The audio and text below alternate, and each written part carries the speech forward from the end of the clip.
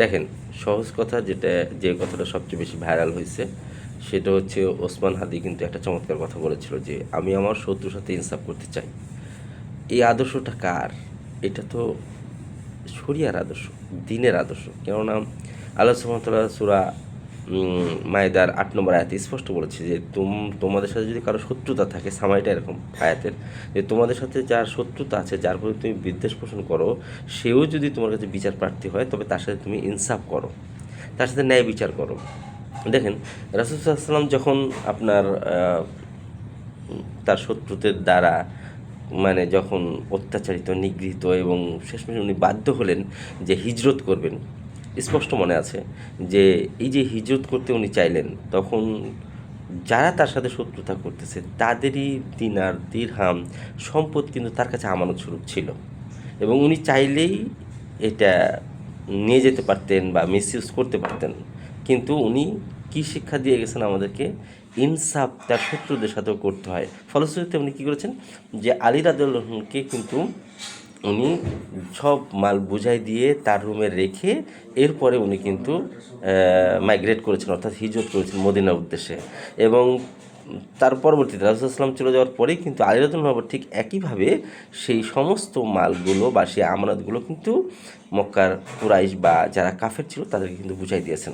তাহলে এইখানে আমরা একটা ইনসাফ দেখতে পেয়েছি, যে ইনসাফটাই হচ্ছে ইসলামের সবচেয়ে বড় সৌন্দর্য। ন্যায় বিচার যেটা বা সম্পদের আমানতদারিতা, কত সৌন্দর্য সেটা ছিল। এবং আমরা ওসমান হাদির কণ্ঠে কিন্তু সেই জিনিসটারই একটা প্রতিফলন দেখেছি। সে বারবারই এটা বলছিল যে আমি আমার শত্রুর সাথে ইনসাফ করতে চাই। আবার দেখেন, আলী রাদিয়াল্লাহু আনহু যখন still head of the state, খলিফা, তখন তিনি তার যুদ্ধে হারিয়ে যাওয়া একটা বর্ম ছিল আর কি, সেই বর্মটা উনি অনেক দিন থেকে পাচ্ছিলেন না। কিন্তু কোনো একদিন খলিফা থাকা অবস্থায় একটা ইহুদির হাতে দেখলেন, এবং ইহুদিকে সে বলল এই বর্ম তো আমার, কিন্তু ইহুদি এটা ডিনাই করলো।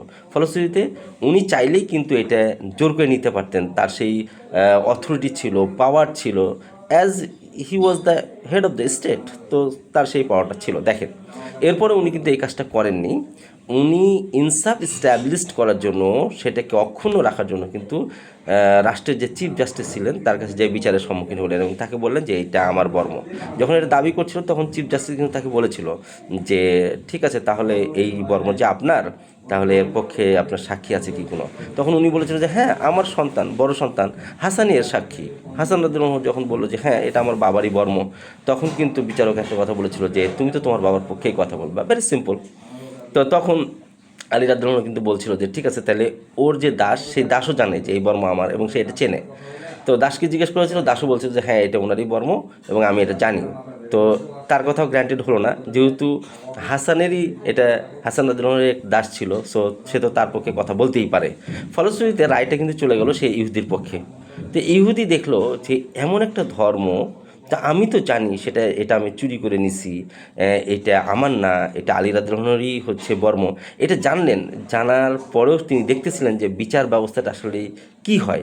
তো এই যে ইনসাফের যে একটা ব্যবস্থাপনা, এই যে একটা ন্যায় বিচার, উনি নিজে চোখে এটা দেখলেন। তো দেখে উনি খুব ইমপ্রেস হলেন এবং ইমপ্রেস হয়ে কিন্তু ইসলাম ধর্ম গ্রহণ করলেন। এই ঘটনা আমরা জানি। তাহলে আমাদের দেশে আমরাও এটা চাই যে এমন একটা ব্যবস্থাপনা আসুক, বা সেই ব্যবস্থাপনা অবশ্যই দিন, অবশ্যই শরিয়া, যে শরিয়াটা আমাদের শেখায় যে ইনসাফ কীভাবে এস্টাবলিশ করতে হয়।